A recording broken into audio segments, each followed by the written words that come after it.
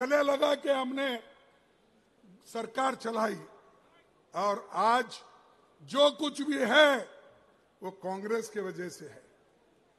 शिक्षा, दवाखाने, steel factories, पूरे देश में कुछ ना कुछ अगर दिखता है वो कांग्रेस का दिखता है। उनके क्या दिखते हैं?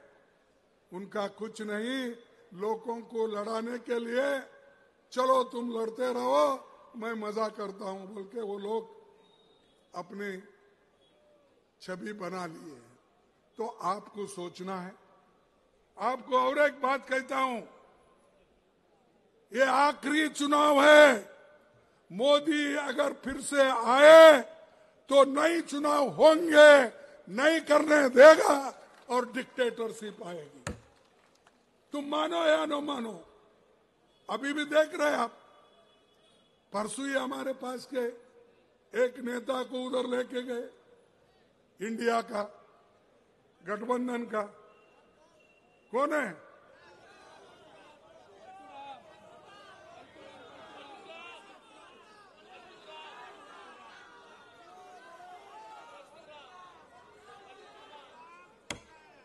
देखो, एक एक को नोटिस देना, डराना, धमकाना, उसकी दोस्ती अगर नहीं छोड़ेंगे फिर हम देख लेंगे।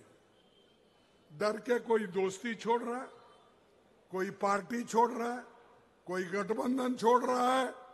अरे इतने डरपोक लोग अगर रहे तो क्या यह मुल्क बचेगा? क्या यह संविधान बचेगा? क्या यह डेमोक्रेसी बचेगी? इसीलिए ये आखिरी चांस है आपको वोट देने का।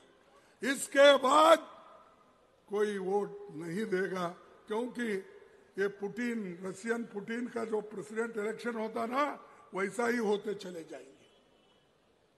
ध्यान में आ रहा है आपको? इसके बाद नो चुनाव, उन्हें अपनी ताकत के ऊपर वो चलाएंगे, चुन के आएंगे, 200 लाएंगे, 300 लाएंगे, 400 लाएंगे, 500 लाएंगे। अगर हमारी सब 543 है तो उसको बढ़ा के फिर 600 भी बना देंगे।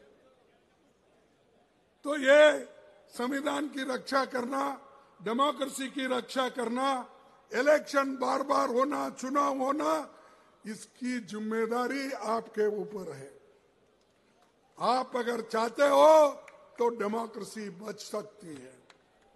अगर आप नहीं चाहते हो, गुलाम रहना चाहते हो, तो फिर आपकी मर्जी। क्योंकि पहले तो गुलामगिरी करके आए ब्रिटिश के जमाने में। और ये SC ST OBC वालों को भी मैं ये कहना चाहता हूं, अरे हमारा देश तो गुलाम था, लेकिन आप लोग गुलामों के गुलाम थे। क्योंकि जितने अमीर थे, अमीरों के पास इन्हों काम करते थे गुलाम। अमीर लोग ब्रिटिश के गुलाम थे, तो वो एक के गुलाम, और ये गरीब लोग गुलाम के गुलाम, उनके पास काम करते थे। इसलिए सोचो भाई, फिर से आप गुलाम बनना चाहते हो? फिर से आप शिक्षण से दूर रहना चाहते हो?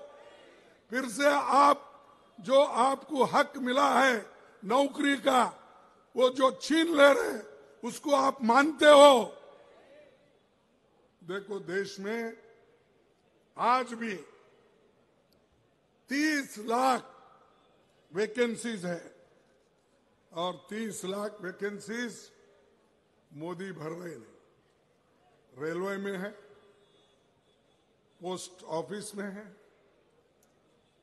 पब्लिक अंडरटेकिंग में है, टीचर्स में है, सेंट्रल स्कूल्स में है, सैनिक स्कूल्स में है, ये सब में है।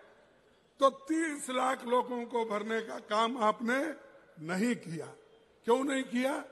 कि इसमें SC ST OBC ये लोगों को हिस्सा मिलेगा, वो लोग नौकरी आएंगे, वो लोग नौकरी के पक्के हो जाएंगे। तो इनको जैसे थे 1947 के पहले, वैसा ही रखने के लिए मोदी जी ये चाल चल रहे हैं। और एक बात मैं कहूंगा, एक मोदी साहब की एक आदत है झूठ बोलना। आप कोई दूर दूर रह के कोई बीजेपी या बीजेडीपी के लोग सुन रहे हैं तो मैं आपको पूछना चाहता हूं, 2 करोड़ नौकरियों का वायदा किसने किया?